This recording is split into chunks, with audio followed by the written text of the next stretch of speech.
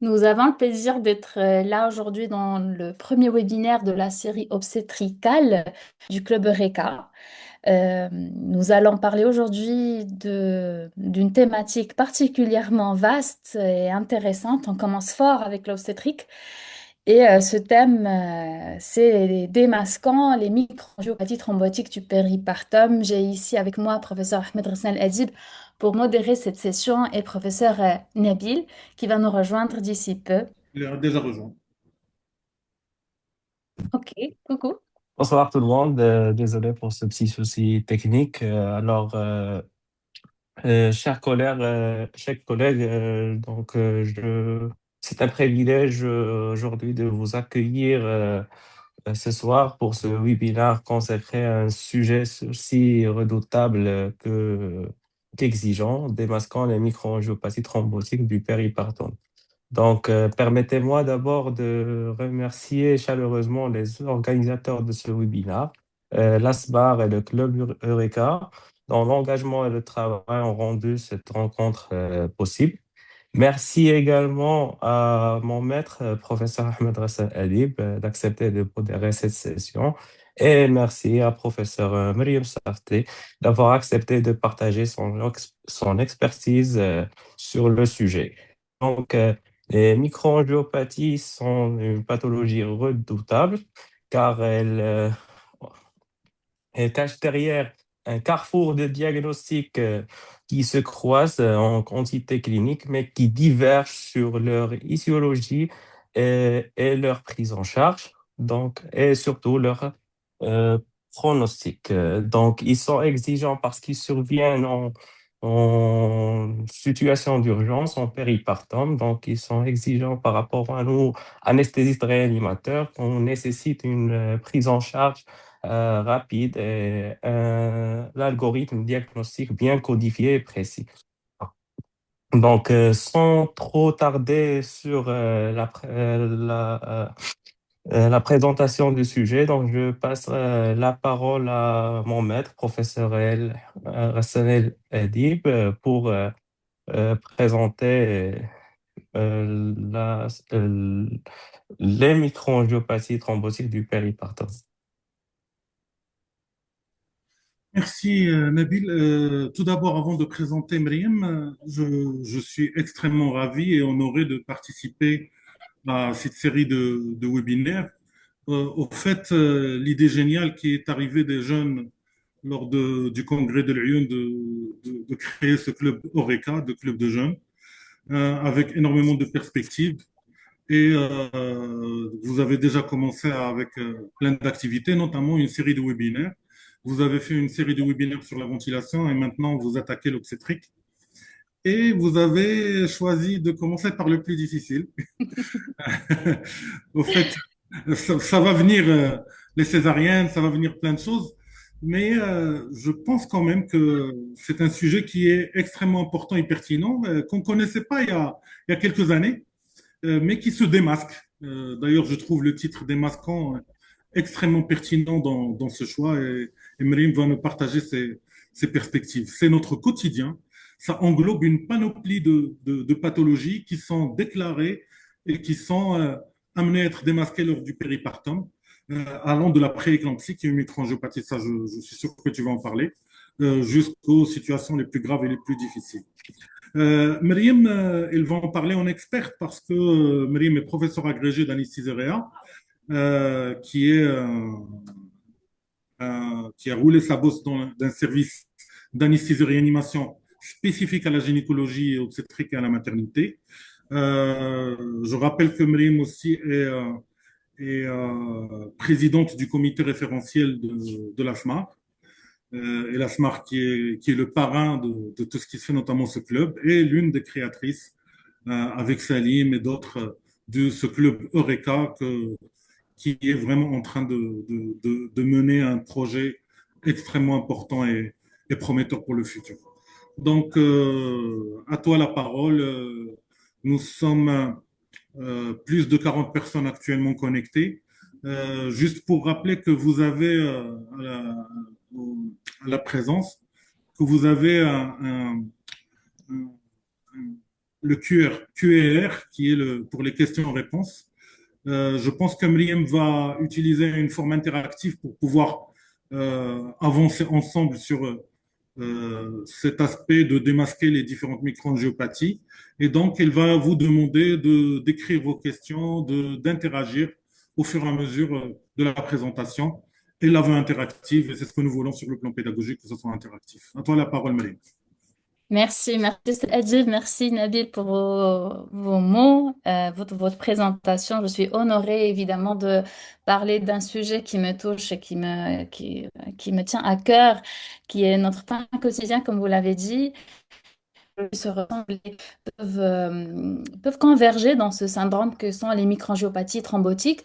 Donc, ce webinaire se veut sur le péripartum, sur l'aspect spécifique de la grossesse et de l'obstétrique, mais néanmoins, on va pouvoir en apprendre pas mal de choses sur le syndrome de microangiopathie thrombotique en règle générale.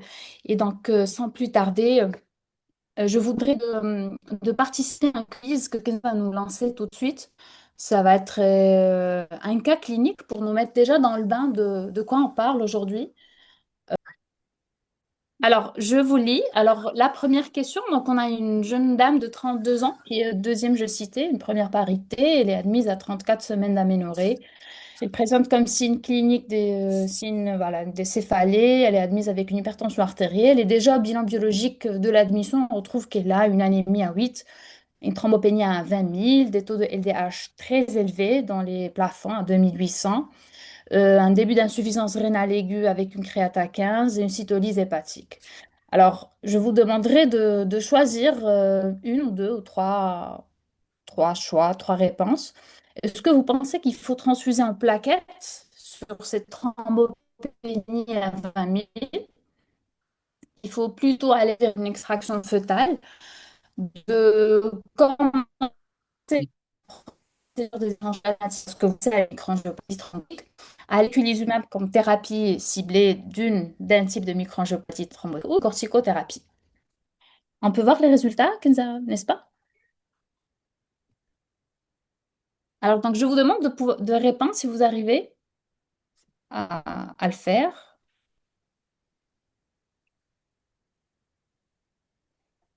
Mhm.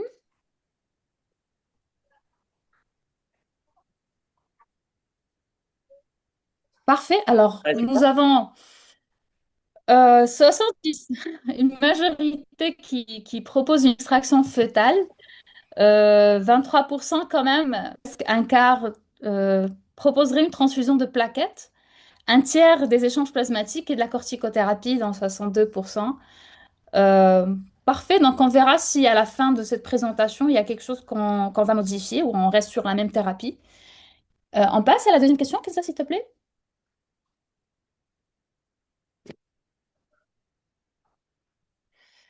Alors, on décide à la majorité de faire une extraction fœtale et le lendemain, la patiente, elle aggrave encore sa thrombopénie. Elle est maintenant à 15 000. Le taux de LDH est toujours élevé, mais en baisse. L'insuffisance rénale elle est stationnaire, disons, et la cytolyse hépatique reste la même. Est-ce que vous demandez un bilan? Et si oui, est-ce que vous faites un test de Coombs, une protéinurie de 24 heures? Est-ce que vous suspectez une prééclampsie? Est-ce que vous faites un frottis sanguin d'emblée? Ou est-ce que vous attendez? Vous faites pas de bilan aujourd'hui, vous dites j'attends. Ou vous demandez une haptoglobine aussi, parce que vous pensez à une hémolyse, par exemple.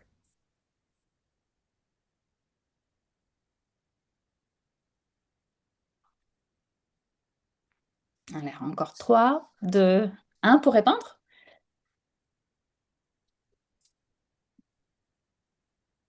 Parfait. Alors, la majorité vont demander quand même un bilan. Un bilan, dirais-je, d'hémolyse, un bilan étiologique d'une prééclampsie, un test de Coombs, oui, la moitié.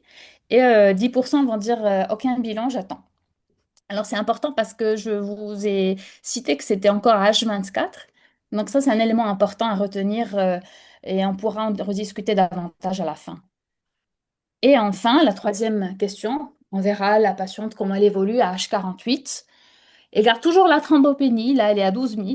On garde toujours un taux d'anémie à 7, les LDH augmentent, l'insuffisance rénale est toujours là, la cytolyse ne s'aggrave pas davantage. Et là, on est sûr, en tout cas on l'était dès le début que c'était une microangiopathie thrombotique. Mais quelle est la plus probable? Est-ce que c'est un CHU, typique ou atypique? Est-ce que c'est une PTT ou est-ce qu'on reste sur un HELP syndrome?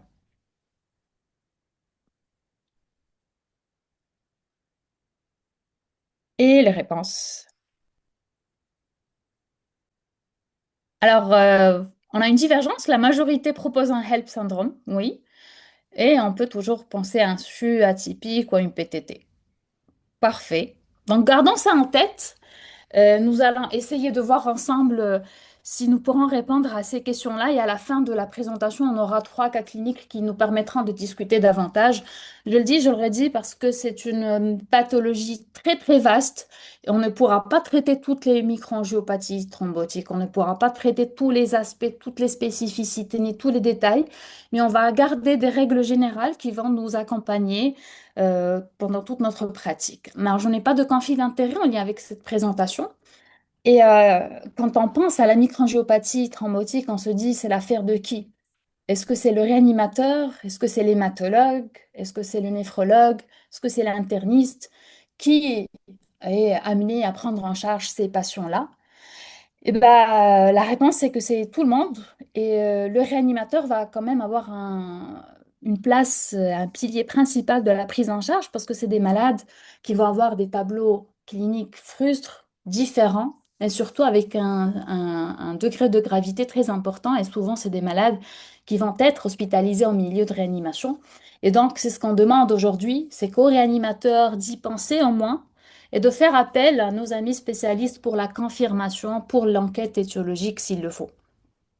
C'est des pathologies qui sont rares et donc souvent on n'y pense pas, mais néanmoins on sait qu'au cours de la grossesse, toutes les microangiopathies thrombotiques vont prendre un élan et vont surgir, que ce soit pour le CHU, que ce soit pour la PTT. Et on dit que la grossesse est une véritable ticking bomb, c'est une bombe à retardement. Et on ne sait pas ce qui peut se passer au cours de la grossesse quel que soit le trimestre. Donc, c'est des pathologies qui sont graves, qui sont potentiellement mortelles. Vous savez, avant, les microangiopathies thrombotiques, de par le retard diagnostique et de par l'absence de prise en charge spécifique, ils avaient même un taux de mortalité qui pouvait atteindre les 100%. Par exemple, pour la PTT, il y a plusieurs années. Là, heureusement qu'on a gagné en mortalité, mais néanmoins, la femme enceinte, elle va avoir un taux de morbimortalité qui est beaucoup plus important, qui est de 4 fois et demi par rapport à la population générale, et que il faut retenir que toute parturiente qui présente un tableau atypique hématologique primum va nous devoir faire penser à cette microangiopathie thrombotique. Et donc, c'est ça, c'est ce qu'on y revient, c'est de pouvoir reconnaître cette matte qui finalement a une définition histologique, basiquement, c'est des lésions qu'on va voir à l'histologie. En anatomopathologie, il va falloir biopsier quelque chose, que ce soit un rein ou que ce soit des vaisseaux, pour aller trouver ces différentes lésions qui nous définissent la microangiopathie thrombotique. Donc, micro pour les petits vaisseaux, donc c'est la microcirculation. Angiopathie, c'est une dysfonction endothéliale. On a une endotéliopathie, et c'est ce qu'on voit à l'histologie. On a un œdème des cellules endothéliales qui se détachent de la membrane basale. Donc, on a des pertuis au niveau vasculaire. Et, in fine, on va avoir une thrombose, des thrombis au niveau de la microcirculation. Et c'est la triade histologique. Maintenant, est-ce qu'on peut aller faire des biopsies ou est-ce qu'il faut les attendre pour pouvoir poser le diagnostic? Et ça va prendre la prise en charge.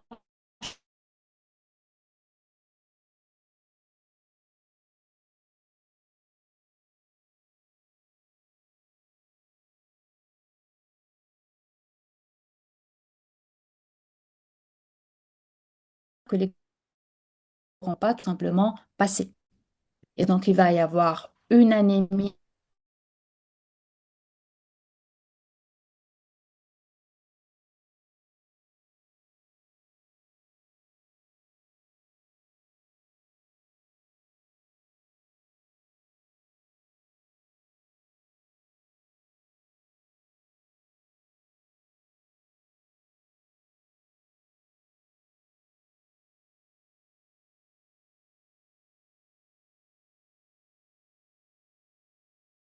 qui est normocytaire. on va avoir surtout la lactate deshydrogénase, qui est l'élément clé pour chercher l'hémolyse. C'est une LDH qui est supérieure à la limite supérieure par rapport à vos résultats de laboratoire. Chez nous, c'est 600, 400, voire 600 unités par litre. Mais généralement, en cas d'hémolyse, nous avons des taux de LDH très très élevés de l'ordre de 2000, voire 3000, voire parfois même 4000 unités. L'aptoglobine est effondrée. L'aptoglobine, c'est cette protéine qui vient capter l'hème qui est présente dans les globules rouges. Donc, à chaque fois que nous allons avoir une fragmentation des globules rouges, nous allons avoir une libération de l'hème. Cette hème doit être captée par une protéine qui est l'aptoglobine. Et donc, en cas d'hémolyse, c'est ce qui explique que l'aptoglobine est effondrée. La bilirubine libre indirecte est élevée également par le même mécanisme. Et surtout, au frottis sanguin, qui est un élément clé, nous allons trouver des schizocytes. Alors, les schizocytes, c'est des globules rouges de forme anormale, en chapeau, de différentes formes, qui témoignent tout simplement que le globule rouge a été détruit mécaniquement. Et la présence de schizocytes est pathognomonique d'une hémolyse. Maintenant, est-ce que l'absence de schizocytes nous élimine l'hémolyse? Malheureusement, non. Parce que parfois, on peut faire le frottis aujourd'hui, ne rien trouver le lendemain, trouver des schizocytes.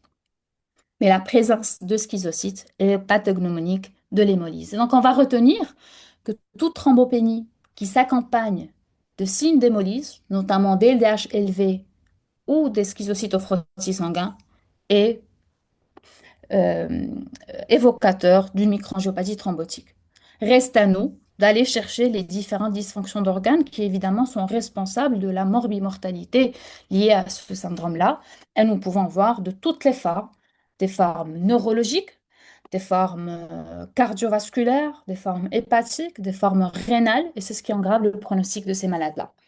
Donc, ce que je vous demanderai de retenir, c'est que quand on suspecte une microangiopathie thrombotique, il faut tout d'abord aller confirmer cette hémolyse et cette thrombopénie. Donc, vous allez demander une numération formule sanguine.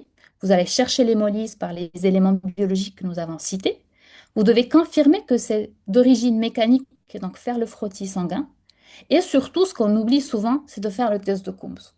Le test de Coombs, ce qui nous permet, c'est d'éliminer une anémie hémolytique auto-immune, à la différence d'une anémie hémolytique d'origine mécanique.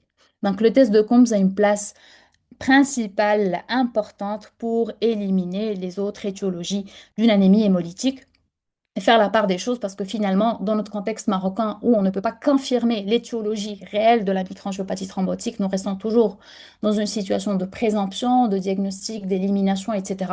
Il convient toujours d'éliminer les autres diagnostics qui peuvent prêter à confusion. Et puis une CIVD. Donc, vous allez demander le bilan de la CIVD, un bilan d'hémostase, fibrinogène et les dédimères. Alors, une fois que vous avez fait ça, la dysfonction d'organes, on doit la chercher cliniquement et biologiquement parce que c'est ce qui va nous intéresser principalement, nous, les réanimateurs, c'est d'aller chercher ces dysfonctions d'organes et de les traiter. Et donc, sur le plan cardiovasculaire, et on le verra, le pronostic, il est majoritairement pris par ces conséquences cardiovasculaires et donc le taux de troponine est systématiquement demandé. Vous allez aussi faire un ECG si vous avez des anomalies ou que vous avez un doute, vous pouvez compléter par une écho-cœur à la recherche des anomalies de la contractilité. Euh, En réponse à ces microthrombie, hein, nous allons voir des microthrombie dans la microcirculation et la microcirculation, elle est partout, partout, et donc ça peut toucher les différents organes qu'on a vus. Alors sur le plan hépatique, on va demander évidemment un bilan hépatique, une lipasémie parce qu'on peut avoir des pancréatites réactionnelles, un taux de lactate aussi sur le foie ou sur le bas débit général, etc.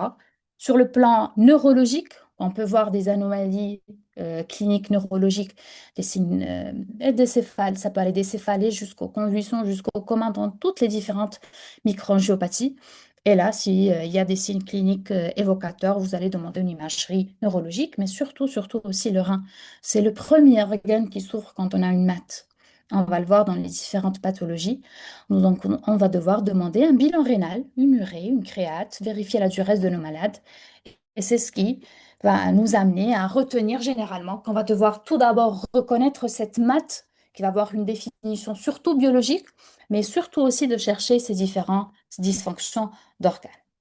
Alors, une fois on a fait ça, il reste à nous d'aller chercher la cause, l'enquête étiologique. Alors, l'enquête étiologique, elle est très difficile dans les maths parce que on l'a dit, on n'a pas souvent les dosages biologiques, on n'a pas, on reste souvent très contextuel, très présomptueux des diagnostics. Et puis, il y en a énormément, c'est une liste non exhaustive, mais que je vais essayer de vous résumer ça en deux parties. On va différencier les microangiopathies primitives des microangiopathies secondaires. Les microangiopathies primitives vont être le PTT, le purpura thrombopénique thrombocytopathique, qu'on va voir, peut être congénital ou acquis, mais aussi le syndrome hémolytique urémique typique ou atypique avec ses différentes formes. Et puis, ce qui nous intéresse là aujourd'hui, c'est les microangiopathies thrombotiques secondaires. Et là, dans notre contexte, c'est secondaire à la grossesse.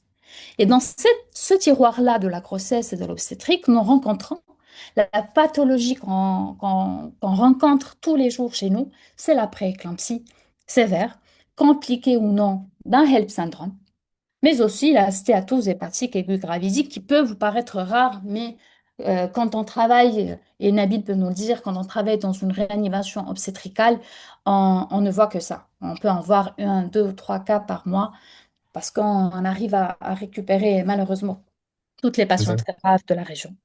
Exactement, Mariam. C'est la pathologie la plus fréquente en réanimation obstétricale. Donc, on est toujours confus par rapport à un diagnostic étiologique, mais on essaye d'éliminer tout ce qu'on peut avec les panels biologiques qu'on dispose au laboratoire local. Effectivement, donc c'est pareil partout, tout au Maroc.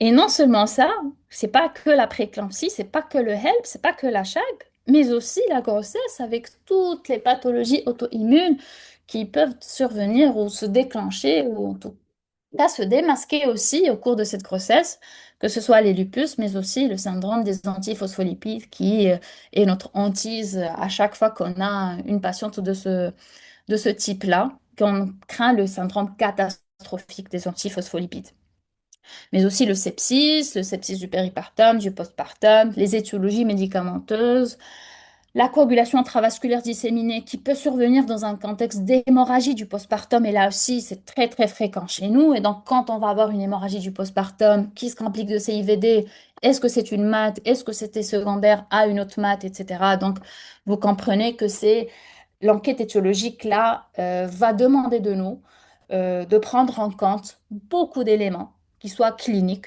biologiques, mais aussi contextuels et évolutifs. Et c'est pour ça que je me dis, c'est une question très bateau, mais qu'on va essayer de cerner ensemble. Et c'est pour ça qu'on dit qu'on va les répartir en différentes catégories. Il y a les microangiopathies thrombotiques qui ne sont pas spécifiques de la grossesse, mais qui peuvent néanmoins survenir au cours d'une grossesse. Des microangiopathies thrombotiques qui sont, elles, spécifiques de la grossesse, quand on a dit la prééclampsie, le HELP syndrome et la stéatose hépatique aiguë gravidique. Et là, je trouve que c'est un arbre, c'est un schéma très, Tu très peux revenir, important. pourquoi tu Oui, as mis le PTT au milieu? c'était pas moi, c'est le schéma de Paul et j'ai pas pu le changer. Mais il faut dire aussi que la PTT va avoir un... Alors, je vais rectifier. Le HELP syndrome et la prééclampsie sont les microangiopathies thrombotiques les plus fréquentes au cours de la grossesse. Mais quand on a éliminé ces deux-ci, nous restons soit avec un CHU, soit avec une PTT. Et la PTT, on sait qu'elle se déclare beaucoup plus fréquemment au cours de la grossesse, que ce soit Exactement. la congénitale ou la kyste. Et donc, on la garde au milieu, justement, juste par rapport à cette particularité-là. Exactement. Vous êtes d'accord? Parfait. Et donc, sur ce sujet-là, on peut en avoir des multitudes de formes de microangiopathie, mais c'est important de reconnaître si c'est au premier trimestre, au deuxième trimestre, en postpartum, tout simplement parce que, comme on l'a dit, on va rester très contextuel, on va rester très présomptueux. Et donc, la PTT, elle peut survenir pendant toute la grossesse. On va dire plus fréquemment, c'est vrai, au deuxième, troisième trimestre, mais elle peut survenir pendant toute la grossesse. Alors, à la différence de la prééclampsie et du HELP syndrome, qui ne surviennent qu'à partir de la 20e semaine d'aménorrhée pour rester classique. Évidemment, on peut également survenir en postpartum. On peut avoir l'hémorragie du postpartum, c'est après l'accouchement. et le CHU, le syndrome hémolytique et urémique, va avoir tendance à survenir surtout en postpartum. Donc déjà, une femme en postpartum qui développe une MAT, il faut toujours aller éliminer une prééclampsie ou un HELP syndrome, mais la malade ne s'améliore pas après une extraction fœtale. Est-ce que c'est pas plutôt un CHU? À la différence, s'il le fait avant l'accouchement, au deuxième trimestre, c'est plutôt une PTT, mais ça peut aussi être une prééclampsie ou un HELP. Voilà, donc ça c'était parce que c'est ce qui nous aide finalement à raisonner, c'est surtout l'évolution des malades après l'extraction fœtale et surtout ce délai d'installation de la symptomatologie. Et on revient là, on dit les microangiopathies pendant la grossesse, le péripartum, c'est une bombe, tout ça, oui, parce que on le sait, il y a des modifications qui sont physiologiques pendant la grossesse, mais qui vont venir nous favoriser ces microangiopathies thrombotiques. Sur trois systèmes, nous allons avoir des modifications, que ce soit sur l'endothélium vasculaire, sur l'hypercoagulabilité et sur le système du complément. Alors, sur l'endothélium vasculaire, nous avons une activation endothéliale qui est physiologique, mais qui entraîne une perméabilité, une réactivité qui est augmentée, et aussi une sécrétion accrue du facteur de von Willebrand. Et c'est ce qui va nous expliquer aussi que les PTT vont avoir tendance à se déclarer au cours de la grossesse. On verra physiopathologiquement pourquoi, quel est le lien entre le facteur de von Willebrand, cette sécrétion accrue et la survenue de la PTT.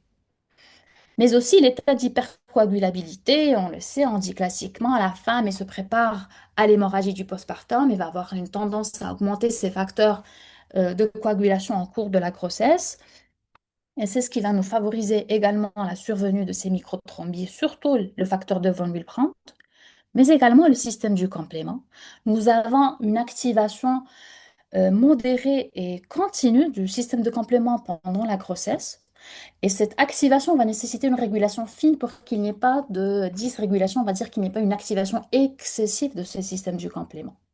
Et en cas de dérégulation, ce qui est le cas dans la prééclampsie et dans le HELP syndrome, nous allons avoir une activation excessive et donc la survenue d'une MAT qui est liée au complément. C'est ce qu'on appelle le CHU, classiquement le CHU atypique. Et donc, nous attaquons la première, et c'est pour ça qu'elle est au milieu, il n'y a que ça des c'est le purpura thrombopénique thrombocytopathique. Et je l'ai mis en premier justement par rapport à cette fréquence de survenue pendant la grossesse. Et on dit que la PTT va avoir des troubles neurologiques qui sont en premier plan. Alors vous allez voir, on ne va pas surtout s'attarder sur les signes cliniques parce que ça se chevauche. Et le professeur Mabi l'a dit, parfois on a de la difficulté à différencier une MAT d'une autre, une PTT d'un HELP parce que les signes cliniques sont souvent euh, similaires. Néanmoins, on retient classiquement que la PTT va avoir des troubles neurologiques au premier plan. 85% des malades en ont, que ce soit des céphalées, que ce soit une baisse de l'acuité visuelle, que ce soit des convulsions, que ce soit même un coma. Et donc, une MAT avec des troubles neurologiques, on va dire c'est une PTT jusqu'à preuve du contraire. Évidemment, ça peut aussi être une prééclampsie, ça peut aussi être autre chose. Alors là, l'insuffisance rénale aiguë, elle est modérée, elle n'est pas au premier plan, elle est là, mais elle n'est pas très très grave. Elle peut ne pas être là, 50% des malades ne l'ont pas. Et je reviens à parler de ce facteur de von Willebrand. Alors, ce facteur de von Willebrand, physiologiquement, nous l'avons tous. Le facteur de von Willebrand, c'est un grand polymère, il est très très grand. Et il nécessite d'être clivé, c'est-à-dire d'être coupé par un ciseau qui est la dame de stress. C'est une métalloprotéase. C'est le nom, il est très compliqué. C'est désintégrine, métalloprotéase, thrombospondine, etc. On retient la dame stress, c'est plus simple. Alors la dame stress, elle vient, elle va couper ce facteur de von Willebrand qui est très très grand pour éviter justement qu'il ne entraîne une adhésion plaquettaire. Donc quand on a un déficit en dame stress, nous allons avoir une adhésion plaquettaire à cause de ce facteur de von Willebrand qui est grand, qui est polymérique, qui est énorme et qui active l'adhésion plaquettaire. Et cet Adam stress peut être absent soit de façon congénitale, on a une mutation génétique qui fait qu'on ne produit pas d'Adam stress, mais ça peut aussi être acquis, c'est-à-dire à cause d'un anticorps qui va venir attaquer l'Adam stress et empêcher donc, sa fonction de clivage et de métalloprotéase. Et c'est comme ça que survient finalement la PTT. Et on comprendra que pour traiter la PTT, il faudra apporter de la dame stress ou empêcher les anticorps Adam stress de se lier à la dame stress, tout simplement. Et c'est ce qui nous amène à parler de ce PTT congénital ou acquis. Alors, il est majoritairement acquis dans la majorité des cas, mais néanmoins, en cours de la grossesse, nous allons avoir une tendance à avoir des PTT congénitales qui, au lieu de se manifester pendant l'enfance, vont se manifester pendant la grossesse. Et donc, c'est pour ça qu'on dit que la grossesse peut déclencher, en tout cas, démasquer cette PTT congénitale qui ne s'est pas euh, exprimée auparavant au cours de l'enfance et qui va s'exprimer au cours d'une première ou d'une deuxième grossesse.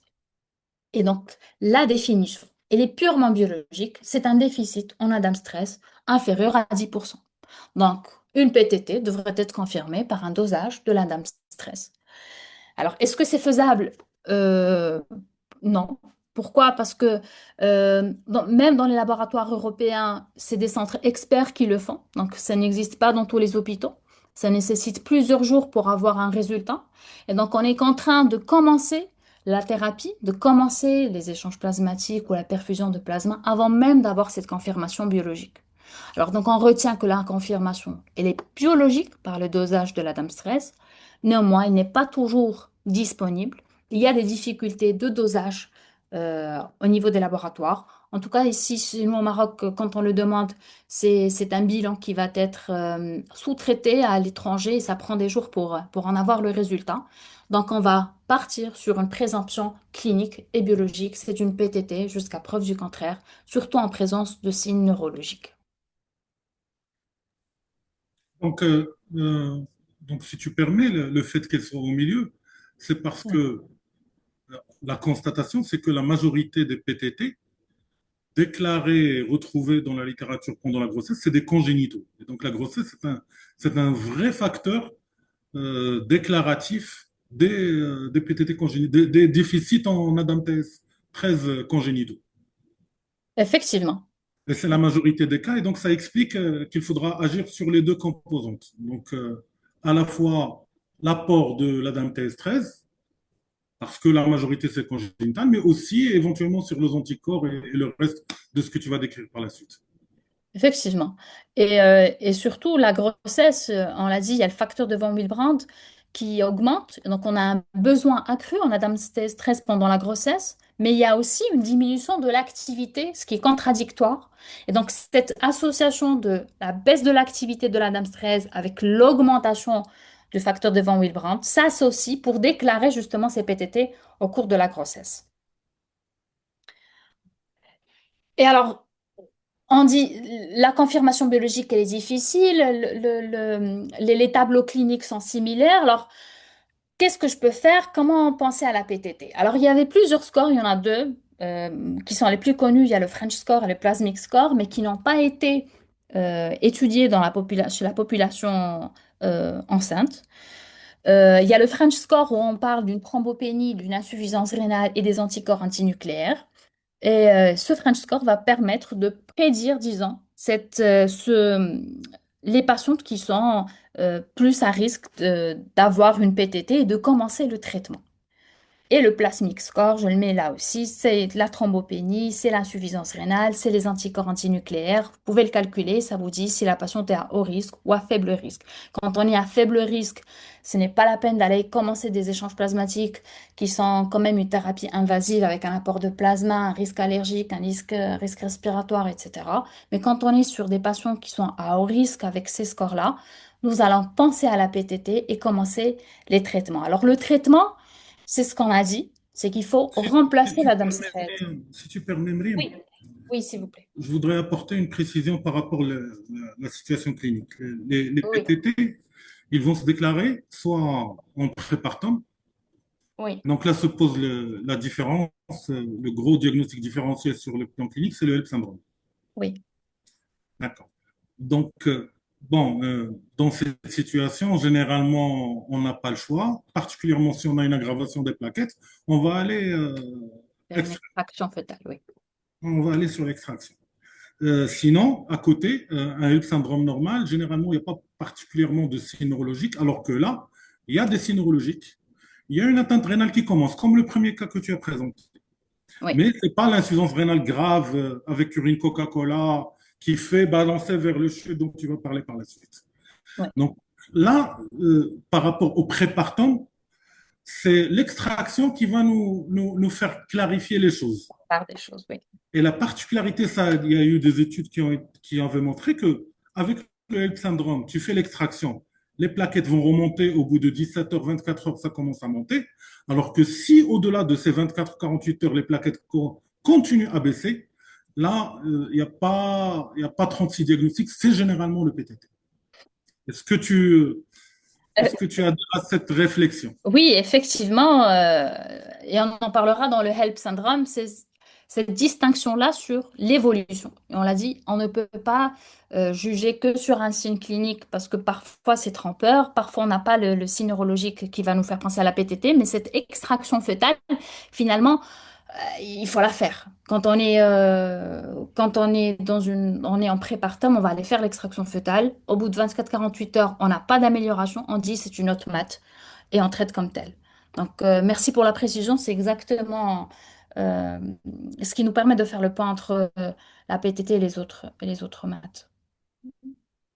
Et on en parlera plus tard dans le HELP syndrome.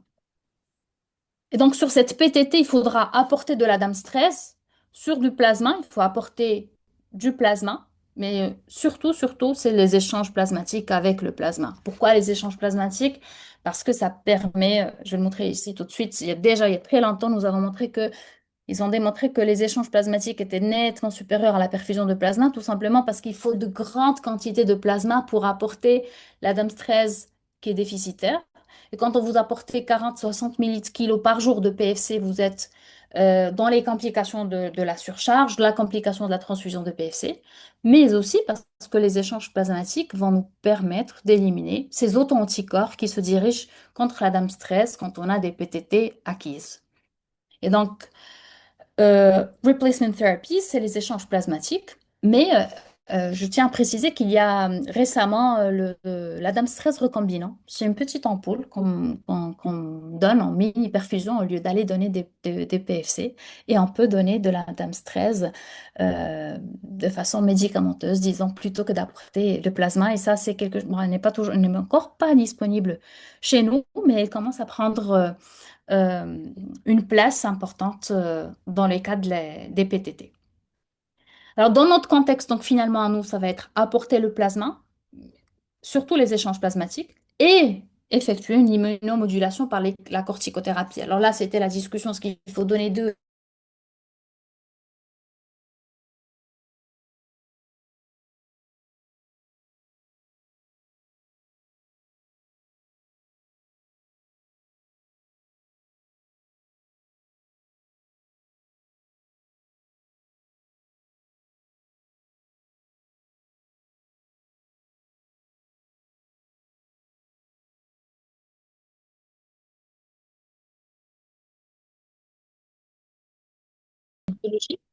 Sur un taux d'Adams 13 inférieur à 10%. La PTT, elle est surtout congénitale en premier trimestre, mais elle peut survenir pendant toute la grossesse.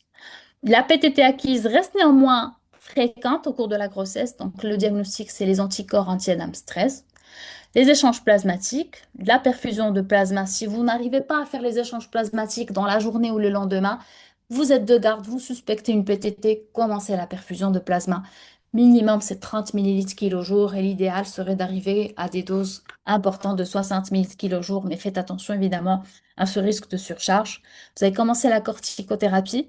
Les folates, il ne faut pas les oublier parce que c'est une thrombopénie périphérique de consommation. La moelle, elle est libre.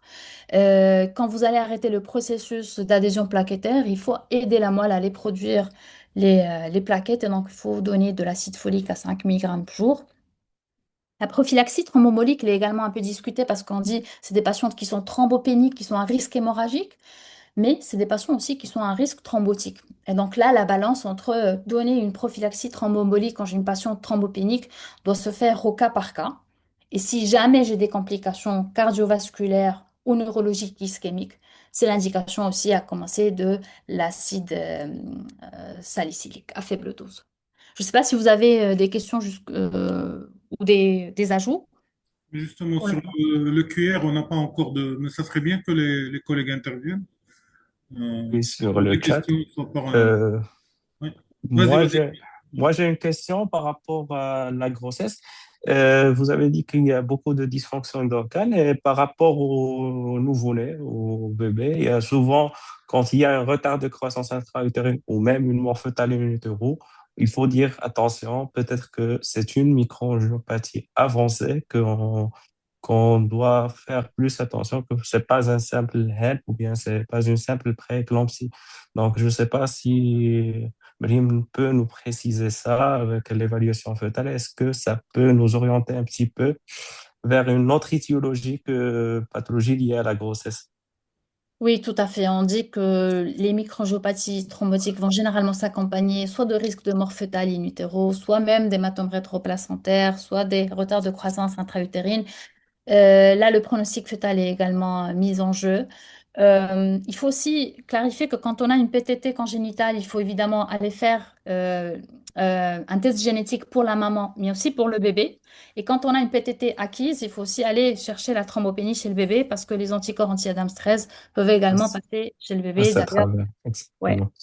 Et, est-ce que pour les prochaines grossesses, est-ce que on peut proposer de la plasmathérapie? Je pense que c'est dans le volet prise en charge que tu vas en parler. Oui, oui, il y a un volet counseling, c'est-à-dire qu'est-ce qu'on propose à ces malades-là, mais on peut en discuter. Quand c'est une PTT congénitale, on propose les échanges plasmatiques dès le premier trimestre. C'est-à-dire la Très grossesse, bien, elle peut être menée, on ne va pas la contre-indiquer, mais il va exactement. falloir faire un monitoring, surtout de la dame stress. On peut dire que si elle est très très effondrée, moins de 5%, les échanges plasmatiques se font d'emblée. Si on est entre 5 et 10%, on peut surveiller, monitorer, voir le taux de plaquettes, etc.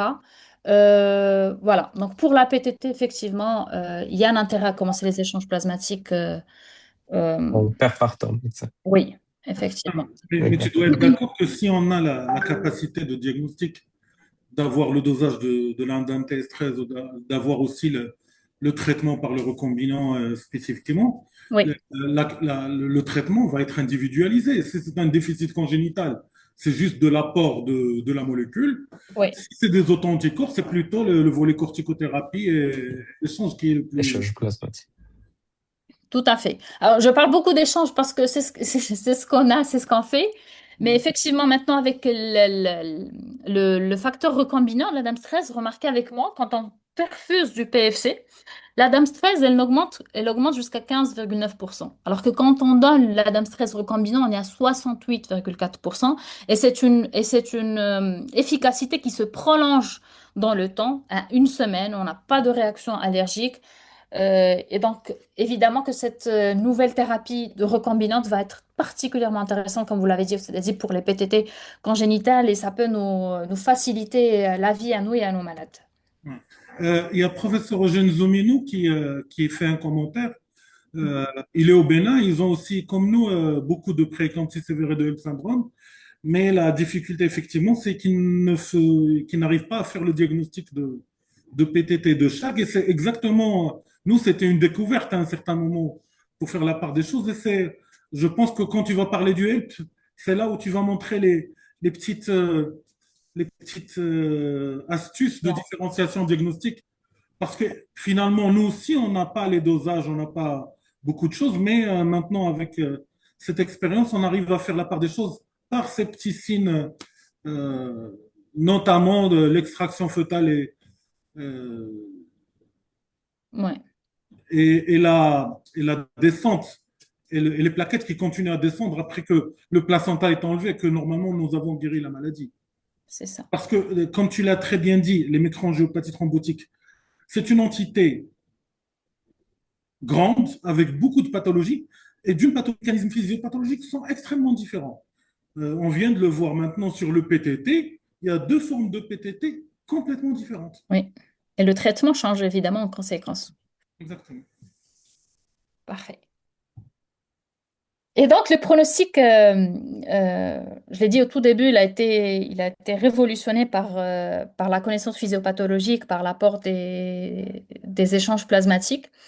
Néanmoins, quand on a des complications neurologiques ou cardiovasculaires à type d'encore, d'angine, parfois d'IDM carrément ou d'insuffisance cardiaque congestive, c'est malheureusement là, ces patients-là qui vont subir beaucoup de dégâts, des séquelles neurologiques avec un risque de décès quand même de 1 à 4%. Des séquelles rénales, elles sont moins fréquentes que le CHU. Mais elles peuvent rester, on peut avoir d'insuffisance rénale chronique dans un tiers des cas.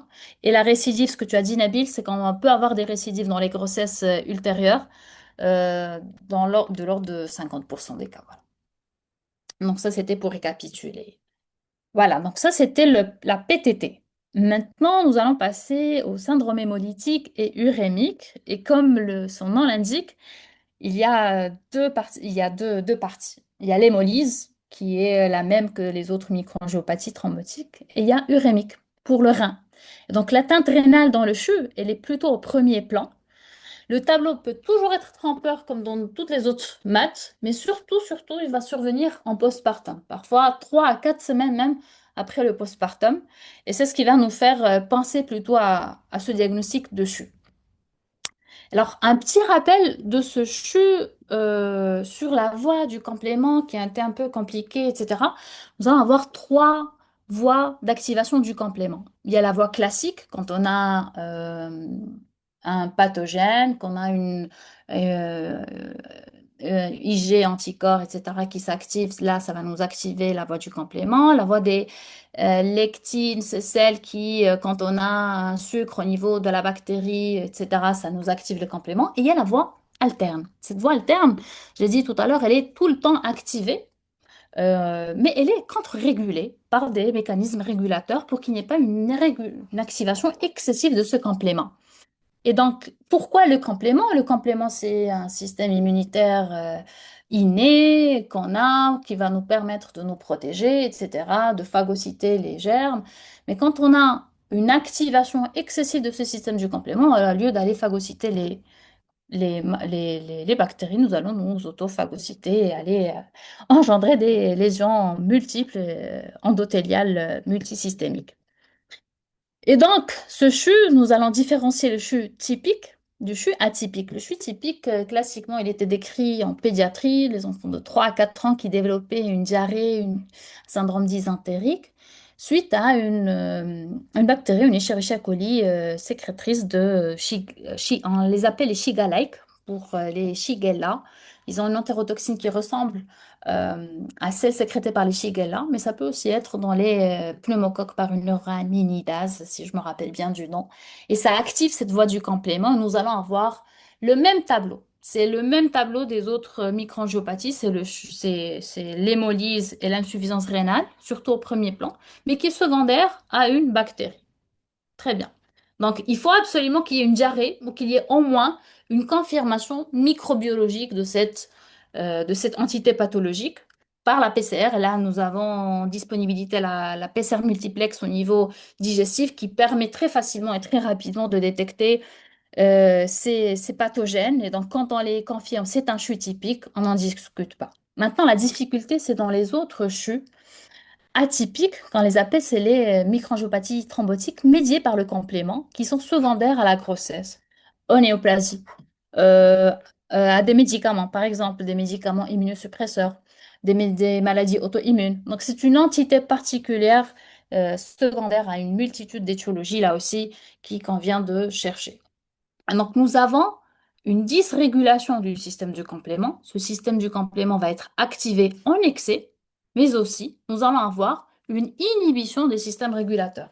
Et donc, ce système de complément activé par la voie alterne va venir activer les différents C3, les C3b, etc., pour venir activer le complexe d'attaque membranaire. Si vous vous rappelez, c'est celui qui va aller attaquer, phagocyter, lyser la bactérie. Et donc, cette dysrégulation de la voie du complément et cette activation excessive est responsable des microthrombes, de l'activation plaquettaire et donc de la microangiopathie thrombotique. Donc, c'est deux physiopathologies qui sont complètement différentes, différentes de la PTT, différentes de l'atypique et de l'atypique secondaire à au Shigella ou à l'Escherichia coli, mais qui vont être responsables du même tableau clinique de maths. Et donc, le CHU, souvent, c'est un CHU atypique, souvent en postpartum, mais même dans le CHU typiques ou atypiques, nous avons souvent des anomalies génétiques quand on les recherche. C'est-à-dire, c'est des patientes qui sont prédisposées à aller activer leur système du complément, leur voie alterne du complément. Et au décours d'une infection, au décours de la grossesse, au décours d'un stress, nous allons avoir une activation excessive et donc la survenue du CHU. Et on l'a dit, le CHU, c'est l'insuffisance rénale au premier plan et surtout le pronostic rénal au long terme. Beaucoup de malades vont garder des séquelles rénales avec une insuffisance rénale chronique même jusqu'à 50%. On a une histoire familiale parce qu'il y a des mutations génétiques et on peut avoir un taux de récidive dans les grossesses suivantes. Beaucoup moins fréquent que la PTT, mais néanmoins un quart des patientes peuvent récidiver et c'est ce qui va nous amener à, là aussi, comme tu as dit Nabil tout à l'heure, de préconiser une surveillance rapprochée dans les grossesses ultérieures. Il y a un risque de mort fœtale, il y a un risque de prématurité, il y a un risque d'hypotrophie, de retard de croissance intra-utérine. Et là, nous disposons d'une nouvelle molécule qui va aller directement bloquer C5, c'est-à-dire la cinquième partie du complément, qu'on va appeler le C5. Mais la prophylaxie n'est pas recommandée, c'est-à-dire on ne va pas aller la proposer pour les grossesses ultérieures. Je ne sais pas si c'est clair jusque-là. Et en tout cas, on va rester symptomatique majoritairement. C'est la dialyse, c'est l'épuration extra-rénale, c'est éviter la surcharge hydrosodée, c'est transfuser si on a des anémies très très basses. Et là, je pense que ça va être d'accord avec nous, c'est que on va peut-être pas transfuser sur un chiffre d'hémoglobine. On a des patientes qui ont parfois des 4 d'hémoglobine qui sont très très bien tolérées. Et on évite justement de les transfuser parce qu'il y a ce processus hémolytique. Mais néanmoins, la transfusion des plaquettes, elle est formellement évitée, formellement contre-indiquée, même dans le PTT, parce qu'on sait que c'est une thrombopénie périphérique de consommation qui va venir tout simplement aggraver davantage ces thrombopénies, aggraver davantage ces thrombies. Et donc, la transfusion de plaquettes doit vraiment être réservée à des cas où on a des hémorragies qu'on n'arrive pas à contrôler, le temps de faire une hémostase chirurgicale. Mais la transfusion de plaquettes, quel que soit le taux de plaquettes, devrait être évitée chez ces patients-là. La discussion sur l'antibiothérapie par rapport au CHU typique, on pense que quand on va donner des bêta-lactamines, on va détruire la bactérie et donc davantage sécréter ces entérotoxines. Et donc, ça risque d'aggraver le tableau clinique. Et donc, on propose plutôt des macrolides, le type d'azithromycine, qui a aussi un effet immunomodulateur. Et donc, quand on a un CHU typique, où on a confirmé l'origine bactérienne, éviter les bêta-lactamines, discuter de l'antibiothérapie, et si jamais il y en a besoin, c'est plutôt les macrolides dans ce contexte-là. Et les échanges plasmatiques, dans ce contexte-là, ils ont une autre mécanisme physiopathologique, à la différence de la PTT où on allait apporter le facteur déficitaire, où on allait plutôt enlever l'auto-anticorps. Dans le CHU, on va aller médier ce système du complément et aller enlever ces facteurs qui activent le système du complément. Et on va pouvoir réguler cette activation excessive du système du complément. On va rajouter à ceci la corticothérapie. Reste à dire que les échanges plasmatiques dans le CHU, ils ne sont pas aussi efficaces que dans la PTT. Mais quand on n'a pas l'éculizumab, qui est le traitement spécifique du CHU, il faut proposer les échanges plasmatiques à nos malades. Et donc, le traitement spécifique du CHU est aujourd'hui l'inhibiteur monoclonal du C5 qu'on appelle l'éculizumab, mais qui n'est pas encore disponible chez nous. Il a amélioré le pronostic rénal de ces malades-là. On est sur des insuffisances rénales de 6% au lieu de 56%. Et donc, il faut surtout pas retarder la prise en charge de ces CHU par rapport au pronostic rénal au long terme. Et si on dispose de l'éculizumab, il faut le donner en première intention, là, tout de suite. Là, malheureusement, on n'en a pas, donc on propose en plus de l'épuration extra-rénale, c'est les échanges plasmatiques et la corticothérapie. Oui, mais même s'il était disponible, le prix aussi il reste Et si excessivement important. ouais. Euh, c'est c'est vrai, tu as très très bien euh, parlé. On va retrouver les échanges plasmatiques dans toutes les microangiopathies thrombotiques. Particulièrement par rapport à des échanges plasmatiques, c'est le traitement de référence par rapport à tout ce qui est immunitaire, à tout ce qui est épuration et filtration des anticorps. Donc, comme pour le PTT, pour les anticorps anti-ADAMTS13, comme ici le complément, mais aussi ici dans cette maladie du complément, il y a le facteur H Euh, D'accord. il y a un autre facteur dont j'ai oublié, non, je pense que tu en as parlé. C'est le facteur I. Oui, R. exactement. Mm. Mais c'est pas la même efficacité que la problématique qui se pose pour nous dans les CHU, c'est à quel moment choisir. C'est le moment de la dialyse, au fait. Mm. Parce que ça nous est arrivé plein de fois. On fait le diagnostic, c'est assez évident. On commence les échanges. Et à quel moment il faut switcher vers la dialyse? Et est-ce qu'on risque pas de retarder la dialyse à cause d'échanges? Et ça nous est arrivé dans certaines situations, je ne sais pas si tu te rappelles, on avait associé les deux. Il faisait la dialyse un jour et on faisait les échanges plasmatiques un jour. Mais ça, c'est des cas exceptionnels. Est-ce que tu voudrais rajouter par rapport à cette... Oui, c'est particulièrement difficile parce que euh, on se dit est-ce qu'on dialyse ou est-ce qu'on fait les échanges plasmatiques et quand est-ce qu'on les fait? Euh, la dialyse, vraiment, c'est quand on a une urgence dialytique, il faut pas la retarder, on passe sur la dialyse. Il faut garder en tête que la dialyse va venir quand même en premier plan dans le CHU et qu'en deuxième plan, nous allons penser aux échanges plasmatiques. Mais il faut surtout pas retarder la dialyse chez ces patients-là parce qu'on le sait, le pronostic rénal, il est défavorable. C'est pas des malades qui vont récupérer une fonction rénale au bout de quelques jours, à la différence d'une PTT ou d'une nécrose tubulaire ou un HELP par exemple. C'est des patients qui vont garder l'insuffisance rénale et à n'importe quel moment peuvent se compliquer d'OAP, peuvent se compliquer d'hypercalémie, d'acidose, etc. Et donc la dialyse vient très très précocement chez ces malades qui ont un CHU par rapport aux échanges plasmatiques. Donc, ça Et implique on peut que alterner, ça voudrait dire qu'il faudrait une coordination parfaite, une entente entre les équipes effectivement. de réanimation et les néphrologues. Effectivement, je ne cesserai de le dire, c'est une prise en charge multidisciplinaire pour toutes les maths. C'est impossible de le traiter tout seul et il faut une autre tête, il faut de l'expertise, il Ouais, faut et on n'est discuter. pas dans on n'est pas dans la même réflexion des indications classiques de la dialyse. Euh, Effectivement. ouais. Si je peux faire la différence par rapport à la clinique pour faire la différence, alors Oui, là, par rapport au PTT ou à L syndrome, là, c'est clairement, on est toujours dans la microangiopathie thrombotique.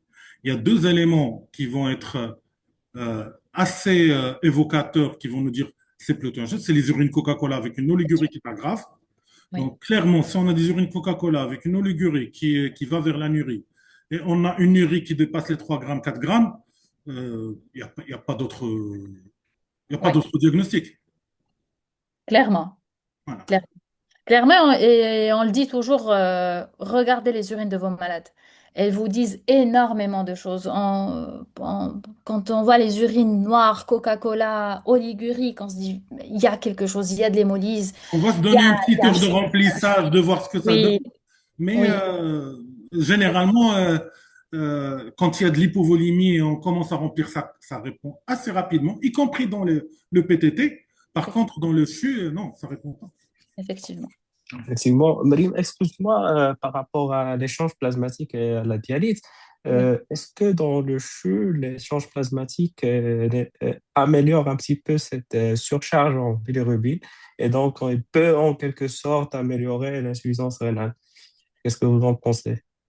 Oui, alors les échanges plasmatiques, certes, elles enlèvent la bilirubine, mais je tiens à rappeler que c'est une bilirubine ici indirecte. Et donc, c'est pas le même mécanisme que la bilirubine de la chag, où nous avons une bilirubine conjuguée.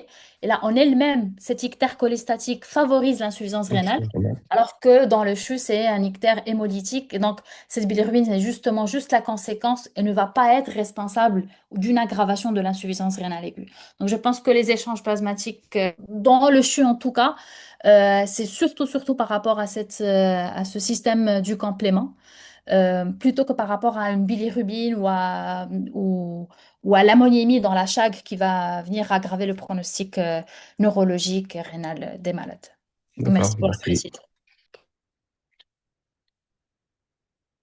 Parfait. Et donc l'éculizumab, je tiens juste à rappeler que c'est safe chez les femmes enceintes. Il a été testé dans les hémoglobinuries paroxystiques nocturnes chez la population gravidique et c'est un bon profil de sécurité. Il passe peu dans le lait maternel.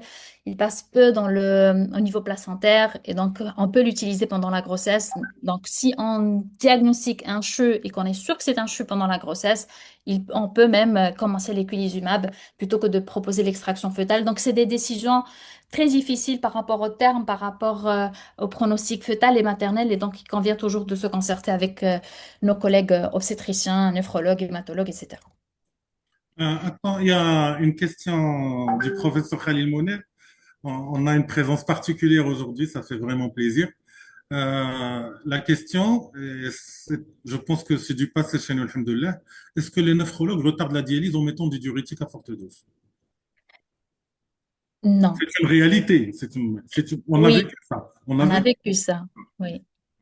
Oui, effectivement. Maintenant, on a une tendance à comprendre plus ces microangiopathies. On les voit plus souvent, donc on s'attend à ce qu'il n'y ait pas d'amélioration. On sait comment les malades évoluent, donc ils ont la main, certes, plus facile de nous les prendre en dialyse par rapport à il y a très longtemps où on restait sur du Lasilix forte dose à attendre qu'elles urinent alors qu'on voyait que la créate s'aggravait, que la malade commence à faire de la surcharge. Donc plutôt que de faire une dialyse précoce ou une dialyse tardive, ce qui n'est peut-être pas la discussion chez ces malades particulièrement, dans la microangiopathie, je pense que le pronostic rénal a été révolutionné de par la dialyse, de par les échanges. Et heureusement, en tout cas, alhamdoulilah, nous avons une très bonne coopération avec nos amis néphrologues et que ce soit les échanges ou la dialyse, elles se font, je pense, pour le moment, au bon moment. Je complète parce que le professeur Monet a complété par comment faire pour les convaincre. Pour moi, nous, dans le service, on était dans le collaboratif. C'est un service de réa ouvert. Et donc, c'est des discussions tout le temps. On a organisé des staffs en commun. On a établi des procédures ensemble. Et, le service est le leur. Donc, les malades qui sont chez nous, ils sont les leurs. On prend des décisions ensemble. Je pense que cet aspect d'entente et de communication régulière, c'est ce qui crée la confiance, c'est ce qui crée. Les nephrologues, ils connaissent très très bien la maladie. Donc, juste un petit peu d'établissement de relations de confiance et de faire notamment des staffs ensemble, ça facilite la chose et ça devient quelque chose d'automatique. Oui, ils les connaissent très bien. D'ailleurs, c'est eux qui publient, et c'est leurs journaux de néphrologie qui publient le plus sur les microangiopathies thrombotiques.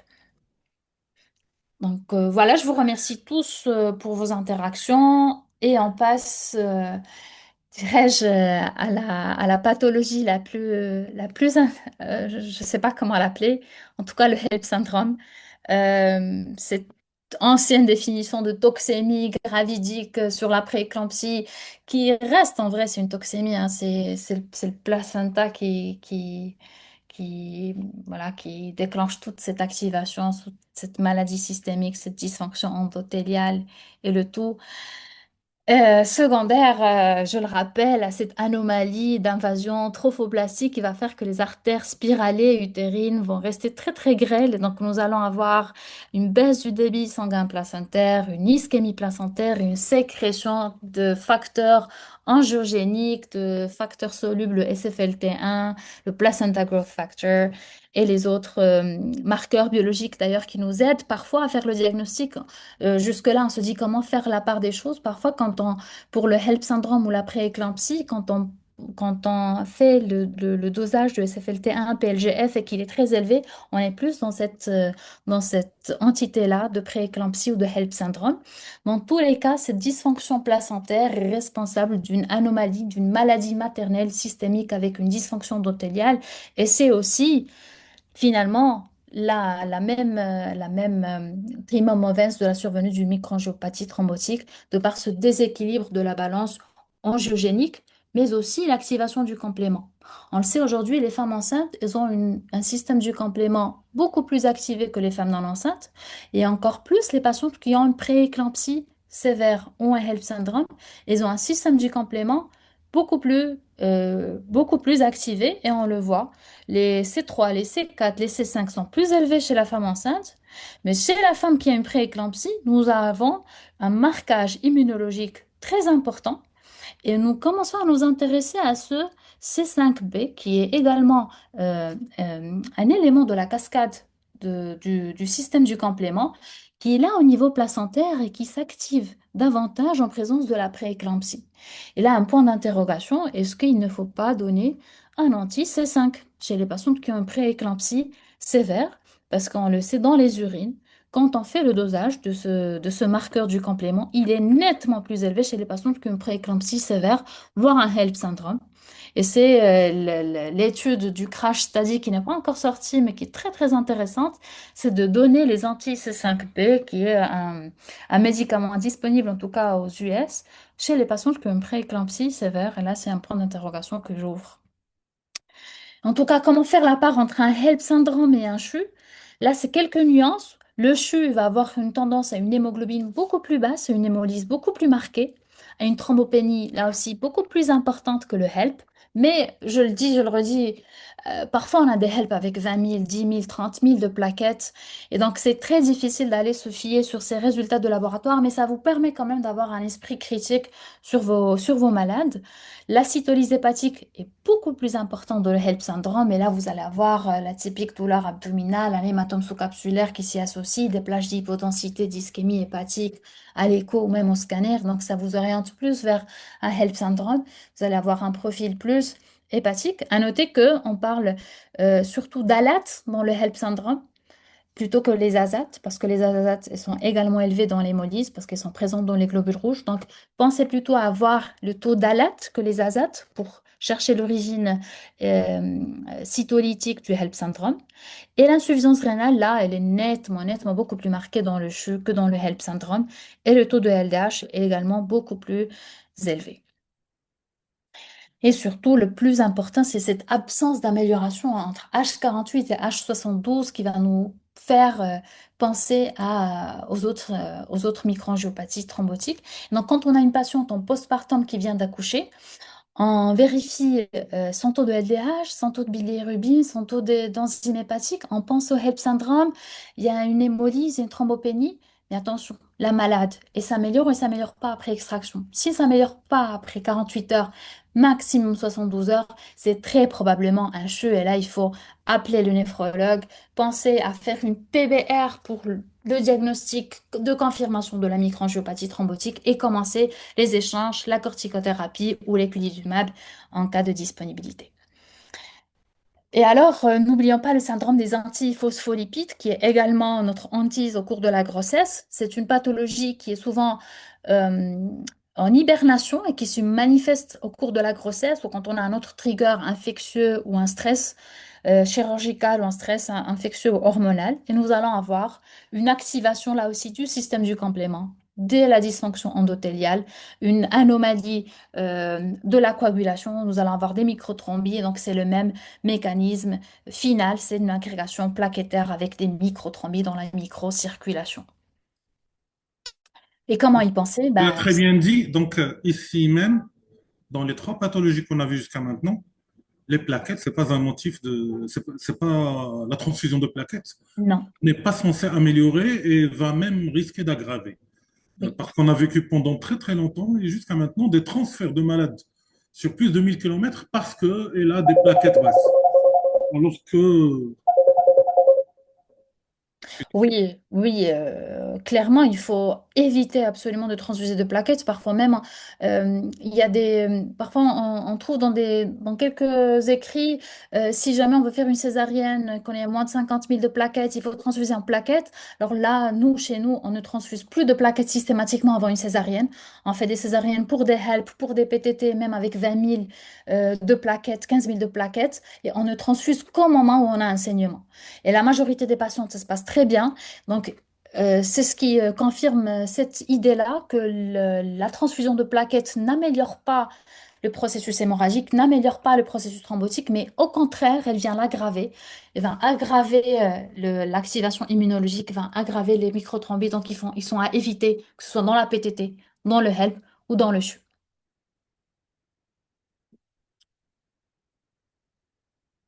Ouais. Et donc, je finis par les antiphospholipides. C'est quand vous avez une thrombose veineuse, une thrombose artérielle, des antécédents de fausse couche spontanée à répétition, des antécédents de mort fœtale in utero, des anticorps antinucléaires positifs, un contexte de lupus. Il faut y penser, il faut penser aux antiphospholipides qui va donner le même tableau. Il y a une particularité pour le syndrome catastrophique des antiphospholipides, c'est le SDRA. Mm, C'est à peu près la même chose qu'un CHU, sauf que mm, quand il y a un SDRA, mm. c'est plutôt un syndrome catastrophique des antiphospholipides. Oui. Oui, on a eu une patiente, on se rappelle très bien, elle avait fait une embolie pulmonaire en postpartum immédiat qui était proximale avec une ischémie artérielle. On a fait les échanges plasmatiques. Malheureusement, le pronostic est très très sombre chez ces malades-là, mais sur le plan respiratoire, c'était en premier lieu. Et donc, c'est ce qui nous avait fait penser au SAPL. A posteriori, c'était quelques jours plus tard où on a eu la confirmation immunologique parce qu'on le sait, les résultats immunologiques tardent à venir. Et donc, on reste dans la présomption quand on a une thrombose veineuse associée à une thrombose artérielle, qu'on a ce contexte de fausse couche à répétition, un contexte de suspicion de maladie de système, on pense au syndrome catastrophique des antiphospholipides. Et il ne faut pas tarder à anticoaguler en curative, même quand vous avez des saignements, même quand vous avez une thrombopénie. C'est l'anticoagulation curative chez ces malades-là, associée aux échanges plasmatiques. N'est-ce pas, Type? Il y avait une question de Yasmina Oudreri sur le délai du HELP. Euh, Toi, tu as parlé de 72 heures, mais généralement, dans les PTT, Au on ne plus peut tôt. pas attendre les 72 heures pour lancer les échanges. Oui, oui, c'est Parce ça, que, c'est toute je la l'avais dit tout à difficulté. l'heure, je l'avais Ouais. dit tout à l'heure, quand on fait une extraction fœtale et on enlève le placenta, le mécanisme physiopathologique du HELP syndrome, il va disparaître. Donc, normalement, au maximum, au-delà de 24 heures, les plaquettes vont commencer à remonter. Mais quand on fait ce contrôle et on voit que ça baisse, il n'y a pas d'autre solution. Si on retarde la prise en charge, ça pourrait être délétère. Et donc, pour moi, vraiment, 24 heures, c'est là où je vais commencer. Je peux attendre au maximum 48 heures, particulièrement s'il y a des signes cliniques. Oui, particulièrement s'il y a des signes cliniques. Là, quand il n'y a pas de signes cliniques, que la malade, elle paraît stable, vous dites, est-ce que je commence, est-ce que j'attends? Là, un élément important qu'on remarque, c'est le LDH. Le LDH, c'est le premier marqueur qui s'élève, mais c'est le premier marqueur aussi qui commence à se normaliser bien avant la montée, le nadir des plaquettes.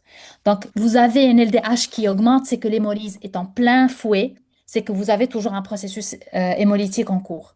Vous avez le taux de LDH qui baisse, mais les plaquettes sont toujours basses. Ne vous inquiétez pas, attendez encore un peu, refaites un bilan 12 heures plus tard et vérifiez si vous êtes toujours en aggravation avant de se décider sur les échanges plasmatiques. Mais évidemment, c'est très très difficile de, de décider du délai. Il ne faut pas retarder, il ne faut pas non plus être trop précoce quand c'est un HELP, ça n'aide pas trop.